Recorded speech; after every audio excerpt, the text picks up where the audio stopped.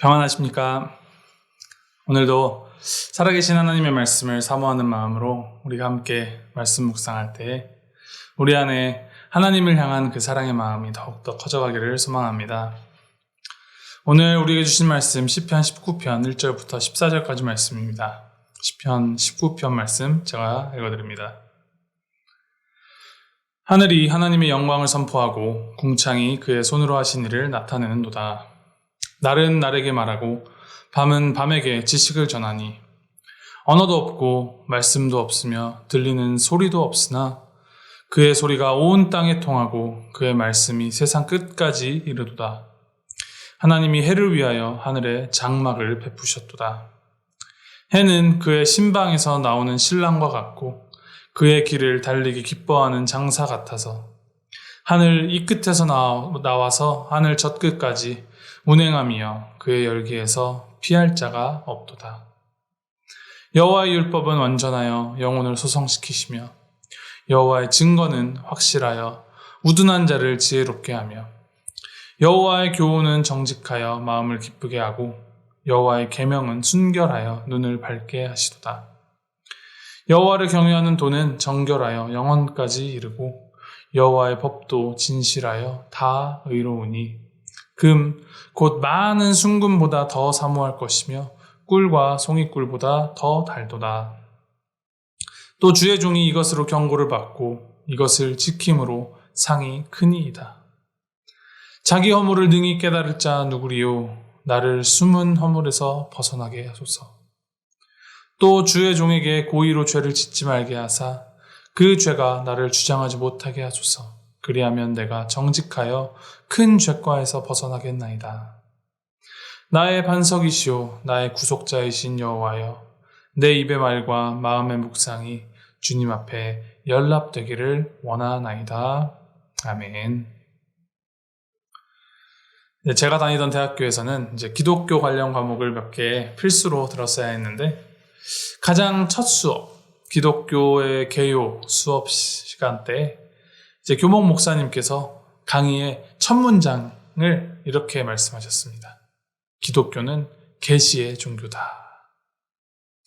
온 천지 만물을 지으신 모든 만물의 주관자이며 유일하신 신 하나님께서 자기 자신을 피조물들에게 드러내어 보이심.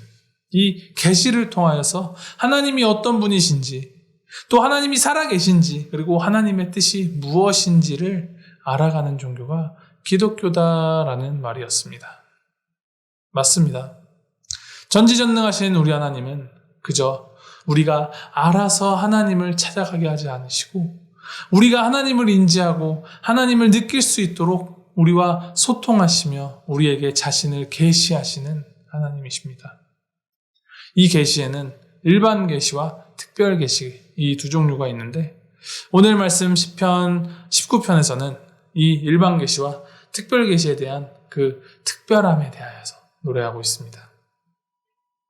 먼저 1절부터 6절까지는 일반 계시, 즉 자연 속에 묻어있는 그 하나님의 광대하심과 신묘막측하심을 말하고 있습니다. 하늘, 궁창, 날, 밤, 땅, 해, 하늘, 이 모든 것들은 자연에서 관찰되는 것들이며 하나님의 피조물들입니다. 이 하나님의 피조물들이 하나님의 영광을 선포하고 하나님의 하신 일을 나타내며 하나님을 드러낸다라고 것입니다. 고대 사회에서는 인간의 힘으로 컨트롤할 수 없는 이 자연들, 해와 달, 별, 바람, 번개나 바다 같은 것들을 이제 신으로 신격화하여서 그것들을 숭배하는 일들이 매우 흔하였습니다.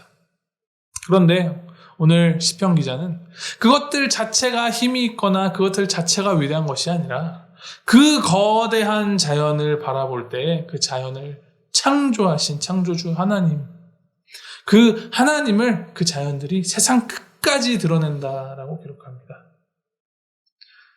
오늘도 마찬가지로 오늘을 살아가는 우리가 이 하나님이 창조하신 자연을 보면서 하나님의 살아계심을 느끼고 하나님을 볼 수가 있는 것입니다. 이 많은 종교들이 일반 계시 수준의 계시까지는 다 이야기하고 갖추고 있다라고 말합니다. 우리가 믿는 기독교가 정말 특별한 이유는 이 일반 계시에서 계시가 그치는 것이 아니라 특별 계시, 즉 하나님께서 직접 우리에게 주신 그 성경 말씀이 있기 때문입니다. 이 7절부터 9절까지 6번 하나님의 말씀에 관한 묘사가 6번 다 각각 다른 용어들로 표현되며 그 능력에 대해서 설명을 하는데, 하나님의 말씀은 생명력이 있고 지혜를 가르치며 기쁨이 있고 눈을 맑게 밝히시며 영원하고 의로운 말씀이다 라고 노래합니다. 이 하나님의 말씀이 송이꿀보다 더 달아서 이를 지키는 자들에게는 상이 크다고 11절에 이야기합니다.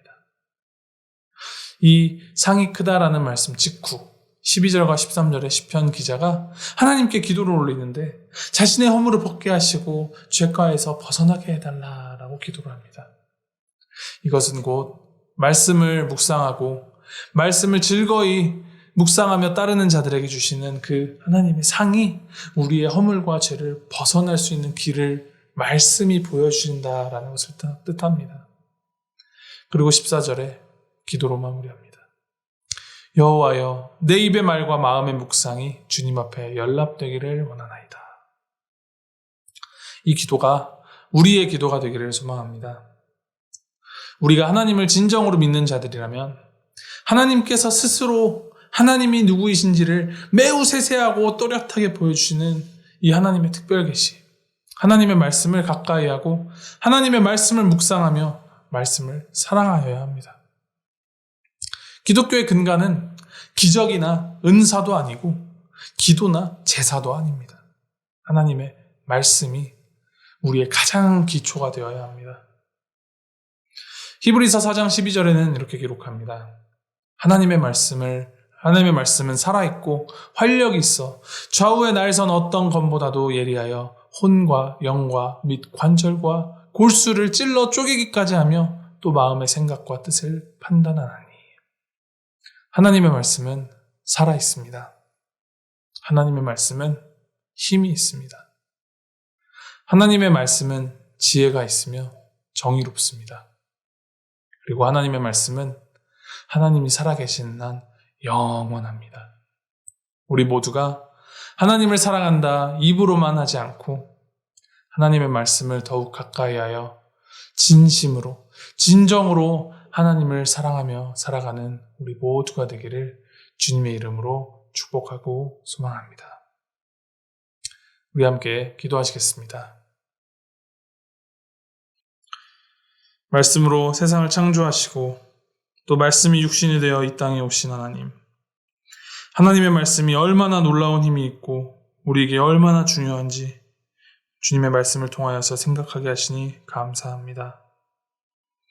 영혼을 소성시키시며 우리에게 지혜를 주시고 우리의 눈을 밝혀주시는 그 하나님의 말씀, 송이꿀보다 더 달달하신 하나님의 말씀을 우리가 늘 즐거이 묵상하며 하나님의 그 말씀 속에 담긴 하나님의 마음을 더욱더 발견하며 하나님의 뜻 따라 살아가기로 결단하고 그 결단 따라 살아가는 삶으로 살아내는 우리가 될 수 있도록 주님 인도하시고 붙들어 주시옵소서. 감사드리며 우리 주 예수 그리스도 이름으로 기도했습니다. 아멘.